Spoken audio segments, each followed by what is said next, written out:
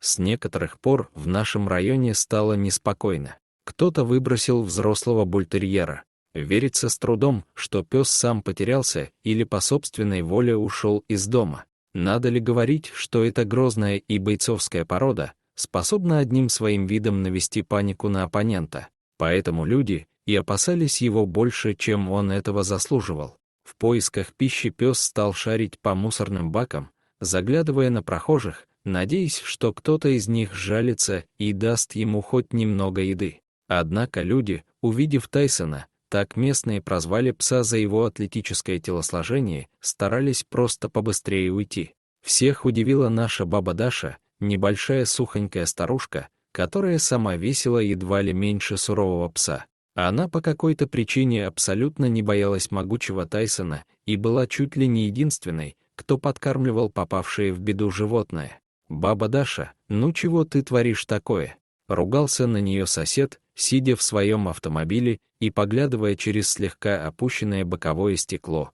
как старушка снова подкармливает бездомного пса. «Сейчас прикормишь его, он здесь и останется, а тут дети вокруг, а кто знает, что у него на уме. Такой крокодил в раз ребенка проглотит и не подавится». «Сам ты крокодил», — улыбалась старушка. «Да ты гляди, какой он добрый, и глазки умненькие, он ведь прекрасно все понимает. Да и наброситься он может только из-за таких, как ты, которые его доводят своими подозрениями». «Да?» — переспросил сосед Мишка, будто издеваясь. «Ну так возьми его с собой жить, раз умная такая. Пускай он тогда лучше тебя съест, чем кого-то из нас». «Ой, напугал», — парировала бабушка, поглаживая Тайсона по голове. «Я уже и сама об этом давно подумала», — пояснила она, а потом посмотрела на собаку и позвала ее за собой. «Пошли, милый, теперь со мной жить будешь, нечего тебе по помойкам лазить». Пес, не веря своему счастью, завилял хвостом и дернулся, чтобы бежать за бабушкой Дашей, но, видимо, не мог до конца в это поверить и вновь остановился. «Ну, ты чего? Пошли, говорю», — настояла отважная бабушка, и радостный пес кинулся к ней. «Да ты чего, баба Даша? Серьезно, что ли?» — изумленно крикнул сосед, наблюдавший за всей этой картиной. «Да я же пошутил. Ты одумайся, ведь сожрет он тебя», — сказал мужчина, пытаясь переубедить старушку. Не оглядываясь, отмахнулась баба Даша, рядом с которой гордо вышагивал грозный Тайсон. Так и стали они жить вместе, удивляя всех, кто увидит эту странную парочку, миниатюрную хрупкую старушку и мощного пса с широкой грудью. Теперь Тайсон получил свое место возле теплой печки, где баба Даша оборудовала ему лежанку, а кроме этого, услышав, каким басистым голосом лает ее новый питомец, хозяйка дала ему новое имя — Бас. Бас быстро понял, что у него теперь новое имя. И вообще, на удивление и вопреки стереотипам, пес отличался добрым нравом и крепкими нервами. И это даже несмотря на то, что ему пришлось пережить предательство его прежних хозяев. Шло время. Ни разу баба Даша не пожалела, что забрала этого пса с улицы. И это даже несмотря на то, что теперь ей приходилось выделять средства со своей небольшой пенсии на его пропитание. А как вы понимаете, кушает такой пес немало. Летом в гости к бабушке приехали внуки.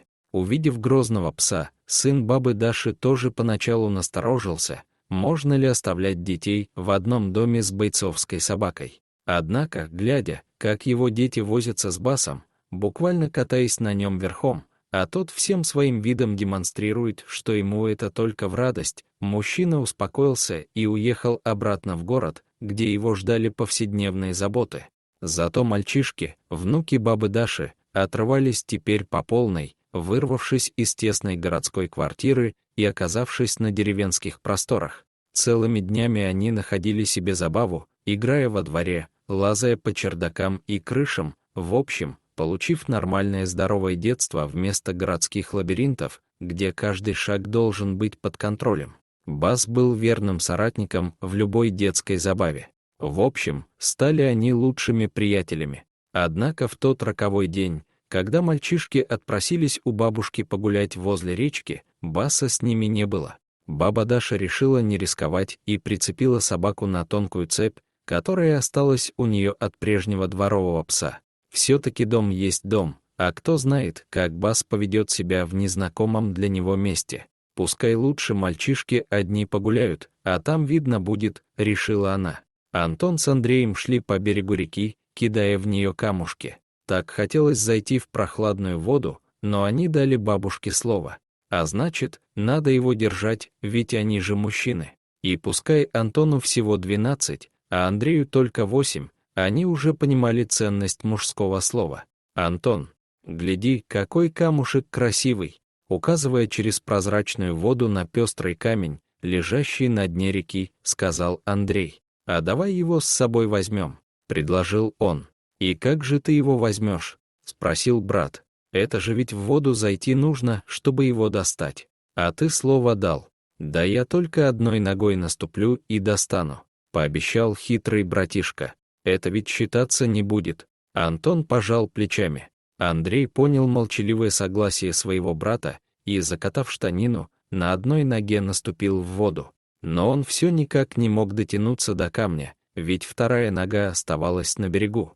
И вот мальчик наклонился еще сильнее, но в этот момент нога его поехала, и он целиком упал в воду. Бурный поток тут же подхватил неуклюжего мальчишку и потащил его вниз по течению. «Антон!» — тут же закричал перепуганный ребенок. «Антон, спаси!» Да только как мог брат его спасти, когда он сам не умел плавать?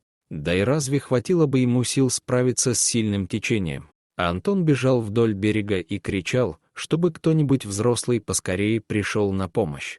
А в это время с цепи рвался Бас. То ли собачье сердце почувствовало неладное, то ли острый слух уловил крики о помощи. И вскоре пес несся к реке. Бас сходу кинулся в реку и поплыл к тонущему мальчишке. В это время, услышав детские крики, к берегу подъехал тот самый сосед, который отговаривал бабу Дашу не брать к себе бродячего пса. Выйдя из машины, мужчина обомлел. Пес плыл к берегу, борясь с течением, которое неминуемо сносило его, а у него на спине сидел мальчишка и дрожал от холода и страха. «Ну, дела», — только и смог выдавить из себя сосед, понимая, насколько он ошибался в этом псе, который сейчас, рискуя собственной жизнью, спасал человеческого ребенка. Наконец, они оба оказались на берегу. Бас тут же упал на траву, глубоко дыша, то и дело отрыгивая воду, которой ему пришлось наглотаться. Антон плакал и обнимал своего братишку. А сосед, кажется, только сейчас понял что-то очень важное для себя, что в корне изменило все его взгляды на эту жизнь. Дорогие зрители, если вам понравилось это видео, то ставьте лайк и подписывайтесь на наш канал. До свидания.